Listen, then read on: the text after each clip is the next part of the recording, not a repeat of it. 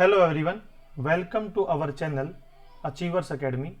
आज हम इस वीडियो में चंडीगढ़ के अंदर जो हमारी पीआरटी की वैकेंसी रिलीज हुई है उसके अंदर साइंस के पोर्शन को किस तरीके से प्रिपेयर करना है और बेसिकली साइंस के अंदर भी फिजिक्स के पोर्शन को किस तरीके से प्रिपेयर करना है उसके बारे में आज हम इस वीडियो में डिस्कस करने वाले हैं। तो यहाँ पे जो हमारे ऑनलाइन फॉर्म स्टार्ट हो जाएंगे इस वैकेंसी के लिए वो हमारे रहेंगे 20 जुलाई से।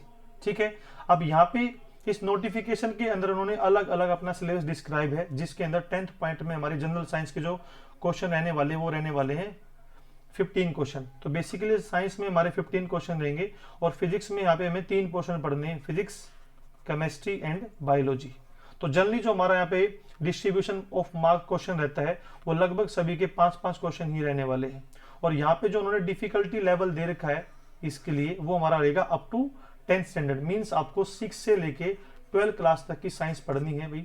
ठीक है, तो देखिए मेरे पास एक लास्ट ईयर का प्रीवियस ईयर का हमारे पास एक पेपर सेट है, तो उसमें हमारे पास किस लेवल तक के हमारे क्वेश्चन आए हुए हैं एक बार वो देख लेते हैं। उसके हिसाब से फिर हम डिस्कस करेंगे कि हमें किस किस तरीके से हम अपने कोर्स में फिजिक्स के क्वेश्चन को डील करने वाले हैं। तो इस केस में देखिए हमारा इस पेपर में देखो 36 से लेके हमारे 50 तक क्वेश्चन दे रखे हैं, जिसमें हमारे पास जो साइंस के अंदर फिजिक्स में हमारे पास 47, 48, 50th, 46 और हमारा क्या है दैट इज 45 क्वेश्चन, यानी कि हमारे पास ये 5 क्वेश्चन आए हुए हैं जो हमारे फिजिक्स में है। तो देखिए एक एक करके क्वेश्चन डिस्कस करते हैं। तो फर्स्ट क्वेश्चन देखिए हमारा क्या है, एक concave lens has focal length of 15 centimetre, what distance should the object from the lens be placed so as to it form an image of 10 centimetre from the lens.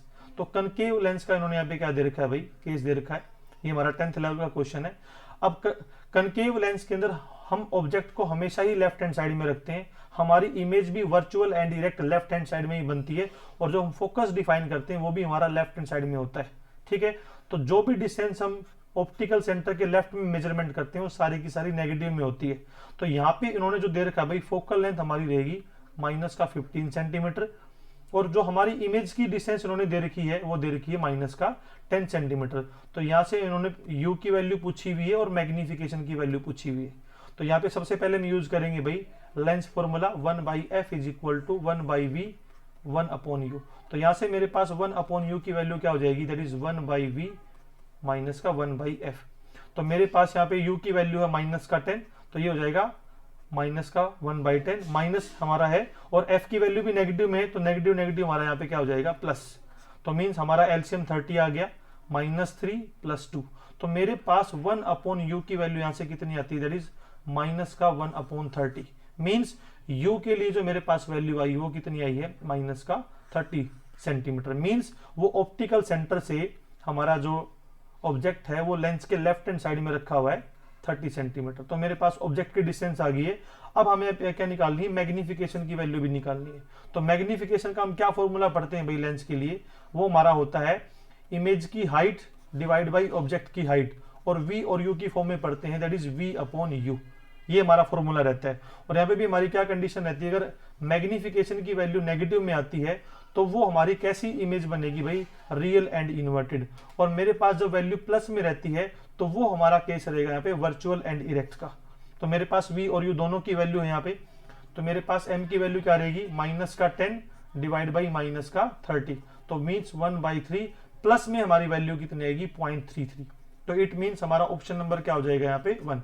Means यहाँ पे अगर हमारी m की value कितनी आई है, plus में आई है, means जो ये हमारी इमेज बनी वो कैसी भाई, वर्चुअल एंड इरेक्ट।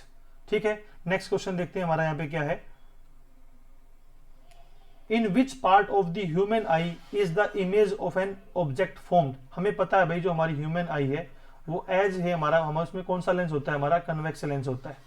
ठीक है, तो कन्वेक्स लेंस में जब हम प्रॉपर्टी पढ़ते हैं भाई तो हमारा कन्वेक्स लेंस 5 केस हम डिफाइन करते हैं जहां पे हमारी रियल एंड इन्वर्टेड इमेज बनाता है, और एक केस हमारा ऐसा है जहां पे वो वर्चुअल एंड इरेक्ट इमेज बनाता है।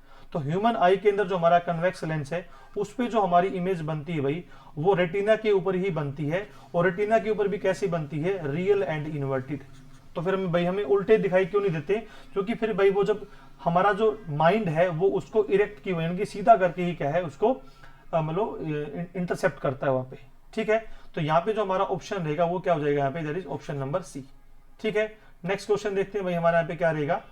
An electric iron consume energy at a rate of 840 volt when heating is at the maximum rate. Power की वैल्यू दे रखी है, द वोल्टेज कितनी दे रखी है 220 वोल्ट। तो आपको यहाँ पे करंट और रेजिस्टेंस की वैल्यू बतानी। वेरी सिंपल, हमारे पास पावर का फॉर्मूला होता है भाई that is P is equal to VI, क्या लिखेंगे, या फिर I स्क्वायर R, या फिर लिखते हैं V स्क्वायर अपॉन R।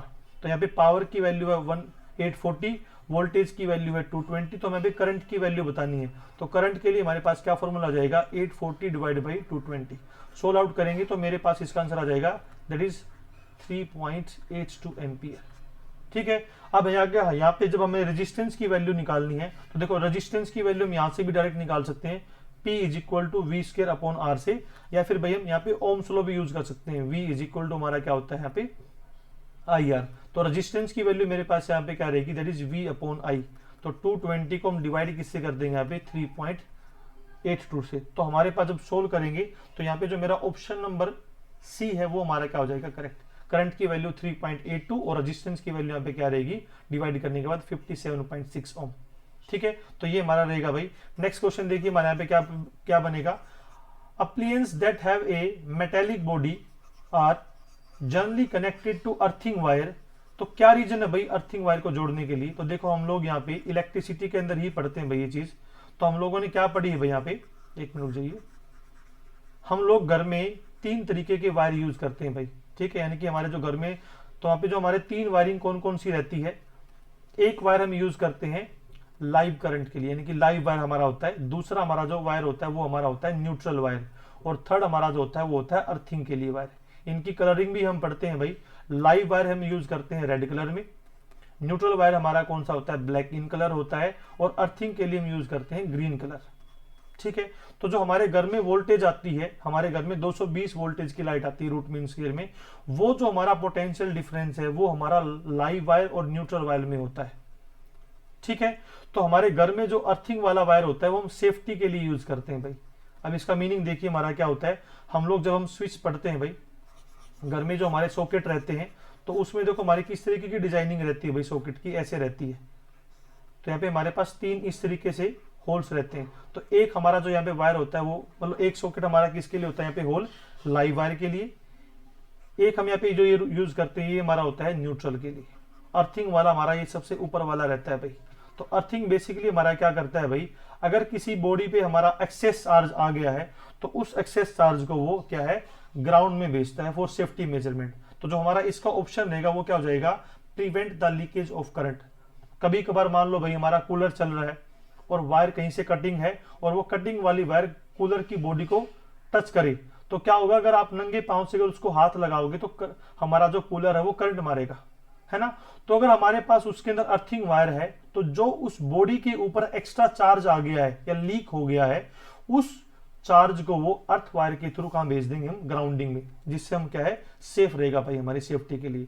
और अर्थिंग के लिए हम क्या सिंबल यूज करते हैं भाई, ये हमारा अर्थिंग के लिए सिंबल होता है। ठीक है, कुछ इस तरीके का हमारा रहेगा। ठीक है, नेक्स्ट क्वेश्चन देखिए हमारे यहाँ पे क्या रहेगा, which of the following statement is false. इनमें से आपको फॉल्स स्टेटमेंट बतानी है। देखिए पहली जो हमारी यहाँ पे क्या है स्टेटमेंट है वो क्या है भाई, an electric motor convert electrical energy into mechanical energy. Means हमारे यहाँ पे क्या रहेगा भाई, जो हमारी इलेक्ट्रिक मोटर है बिजली से हम क्या काम करवाते हैं मैकेनिकल काम करवाते हैं भाई। तो ये हमारा ऑप्शन नंबर 1 ठीक है। सेकंड में यहाँ पे पढ़ते हैं an electric generator work on the principle of electromagnetic induction. बिल्कुल सही है भाई। देखो हम दो केस पढ़ते हैं। पहले हम पढ़ते हैं मैग्नेटिक इफेक्ट ऑफ करंट।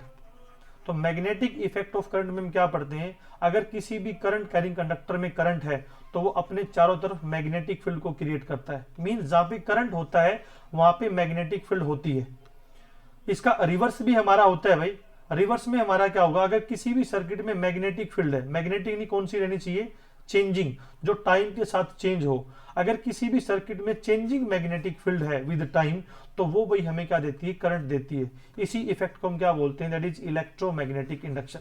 जैसे शादियों में जब हमारी लाइट चली जाती है तो हम जनरेटर को चलाते हैं भाई, जनरेटर हमारा घूमता रहेगा और हमें क्या है लाइट मिलती रहेगी। तो जनरेटर घूमने का मीनिंग क्या है भाई, उसके अंदर चेंजिंग मैग्नेटिक फील्ड ही करंट को यहाँ पे क्या है प्रोड्यूस करती है। तो हमारा ऑप्शन नंबर बी भी है ठीक है। यहाँ पे the magnetic field at the centre of long circular coil carrying current will be parallel straight line. तो देखो इस केस में हमारा क्या होता है, जब हम क्या है भाई करंट कैरिंग कॉइल लेते हैं, तो यहाँ पे अगर हम करंट पास करेंगे भाई, तो हर एक पॉइंट जो है यहाँ पे हमारा क्या है, वो करंट को इंड्यूस करता है, सॉरी हर एक पॉइंट जो हमारा इस वायर पे होगा वो मैग्नेटिक फील्ड को करेगा। और ये हम ऐसा जूम करते हैं भाई, जैसे जैसे हम दूर जाते रहेंगे तो वैसे वैसे हमारे सर्कल बढ़ते रहेंगे।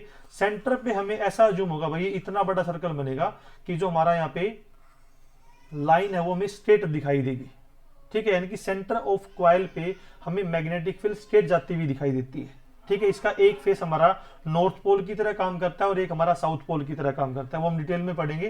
तो यहाँ पे जो हमारा ऑप्शन नंबर सी ये भी ठीक है। तो ऑब्वियस सी बात है, हमारा क्या हो गया भाई, ऑप्शन नंबर 4 हमारा इसका आंसर हो जाएगा। क्या है, a wire with a green insulation is usually for live wire. नहीं, लाइव वायर के लिए यूज करते हैं रेड कलर का वायर, ठीक है। ग्रीन किसके लिए करेंगे भाई, हम अर्थिंग के लिए करेंगे। आई थिंक हमारे यही 5 क्वेश्चन है भाई जो हम लोगों ने यहाँ पे डिस्कस किया है। अब देखो इनके बेसिस पे हम लोग क्या एनालिसिस कर सकते हैं, आई थिंक हमारे यही क्वेश्चन है भाई, ठीक है। तो इस बेस पे हम क्या एनालिसिस करते हैं कि जो हमारा मेनली पोर्शन कवर हुआ वो 10th क्लास में हुआ है। तो 10th क्लास में हमारे पास 4 चैप्टर मेनली हमें पढ़ने हैं। फर्स्ट है हमारा यहाँ पे लाइट, जो हमें ऑप्टिक्स पढ़ना है। सेकंड हमें पढ़ना है दैट इज ह्यूमन आई, ठीक है। उसके बाद हमें पढ़ना है एक टॉपिक दैट इज इलेक्ट्रिसिटी, जिसमें मेनली हमारे क्वेश्चन कवर हुए हैं। और एक हमें यहाँ पे पढ़ना है that is magnetic effect of current. ये 4 चैप्टर तो हमारे 10th क्लास के अंदर है, ठीक है। 9th क्लास में भी हमारे पास इंपॉर्टेंट चैप्टर भाई, फर्स्ट जो हम यहाँ पे पढ़ेंगे दैट इज मोशन, एक हम यहाँ पे पढ़ेंगे that is force and laws of motion. Third जो हमारा यहाँ पे चैप्टर है वो हम लोग पढ़ते हैं ग्रेविटेशन। फोर्थ जो हमारा यहाँ पे चैप्टर रहेगा वो रहेगा work power and energy, work energy power. And last जो हमारा बचता है भाई साउंड। तो ये मेनली हमारा 9th के और 10th के अंदर फिजिक्स का पोर्शन है। अगर इसके अलावा भी अगर 6 to 8 अगर ऐसा कोई टॉपिक है जो इनमें हमारा मेंशन नहीं है, तो वो भी हम अपने कोर्स में डिस्कस करेंगे। हमारा न्यूमेरिकल डिस्कस करेंगे, थ्योरेटिकल क्वेश्चन, कंसेप्चुअल क्वेश्चन, हर एक चीज को हम यहाँ पे अपना डिटेल में डिस्कस करने वाले हैं अपने पीआरटी कोर्स के अंदर, ठीक है। तो ये मेरी तरफ से स्ट्रेटजी है कि हम किस किस तरीके से अपने कोर्स के अंदर साइंस में फिजिक्स के पोर्शन को प्रिपेयर करेंगे। बाकी इन्फॉर्मेशन के लिए आप जुड़े रहिए अचीवर्स एकेडमी ऐप से। Thank you so much to all of you.